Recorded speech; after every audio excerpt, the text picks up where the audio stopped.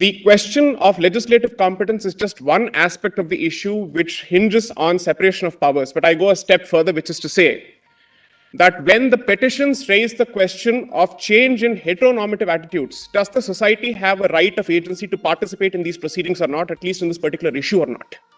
Because this is not a question of separation of territories between different organs of the state, but it fundamentally hinges on the right or the agency of the society to participate in this particular discussion. And that is the central problem when these kind of issues and subjects are taken up by the court of law, as opposed to leaving it for legislative prerogative to apply its mind. Point number two, during the course of these proceedings of the last 2 weeks, quite a few times I've heard the submission being made that it's a liberal democracy, it's a liberal document, so on and so forth. Does it mean that social conservatism has absolutely no place within the meaning of the Constitution? Does it mean that the society does not have the right to draw a few red lines to basically say thus far and no further? That is the central question. I represent a women's organization which equally represents the right of children, and therefore, as a civil society organization, the question that is being raised is that the nature of the prayers raised in the petition has the consequence of individualizing a socio-centric institution such as marriage, which is to say, as long as it is a transaction that takes place between two individuals who are consenting and who are not prohibited by any prohibition of degrees, so to speak, the rest of the society has absolutely no say as far as this institution is concerned. This, I'm sorry to say, fundamentally demeans the institution of marriage and takes away its social character.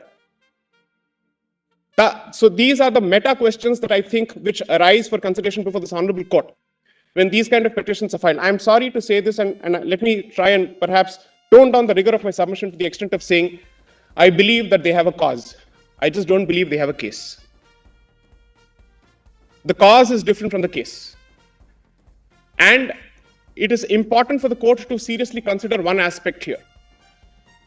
When there are issues of legislative competence, there's another figure, so to speak, which is involved. And that figure's powers come under Article 111 of the Constitution, which is to say that if a legislative proposal ultimately meets with the consent of both the houses, ultimately it has to go to the Honorable President.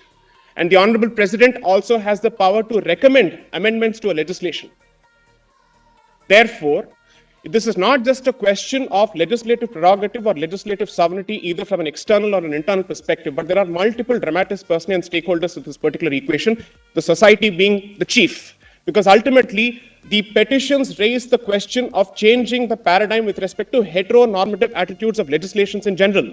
It is not just about the SMA. Plus, my lords, is not dealing with the religion-specific legislation here, it is the SMA, which means all the more the society's participation when it comes to the SMA is warranted, is mandated, is compulsory. Because at least if it were to be with respect to certain, let's say, religion-specific legislations, it can be said that there is an identifiable group which has a locus to argue here. But when it comes to the SMA, it can't be the argument that only those who subscribe to the values of SMA are allowed to participate in these proceedings. Secondly, as has been already submitted, Section 21 of the SMA has a direct bearing on personal laws. So even with respect to SMA, the society has a right to participate. The reason why the additional written submissions become relevant is because I filed an annexure, which is the Manual for Parliamentary Procedure of 2019, which was published by the Ministry of Parliamentary Affairs.